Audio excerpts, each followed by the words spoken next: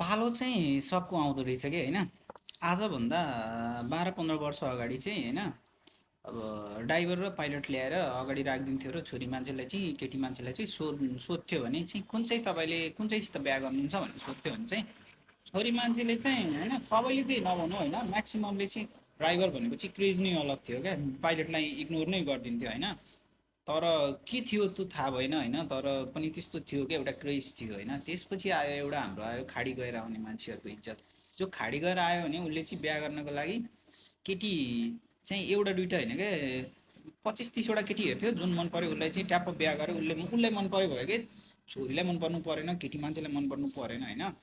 अनि त्यसपछि आयो हाम्रो पिआरवालाहरूको, जो विदेशबाट आउनुहुन्थ्यो, अङ्कल भयो, भर्खरको केटाहरू भयो, जोसुकै भयो, उसले मन परेपछि भयो। फेस एज मतलब डजन्ट म्याटर होइन, केटी जस्तो सुकै होस्, राम्रो होस्, एकदम राम्रो राम्रो केटीकै म्याचिङ नै नहुनेवाला पाउने क्या होइन।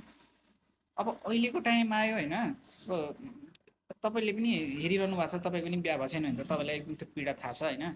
के छ त, अब आफ्नो गर्लफ्रेन्ड छैन, 8-9 क्लासदेखि 10 क्लासदेखि 11देखि बनाएको गर्लफ्रेन्ड छैन भने बिहा हुनु त तपाईँ जेसुकै भयो भने बिल क्लिन्टन जेसुकै हुनुहोस् क्या तपाईँ, हुनेवाला छैन क्या।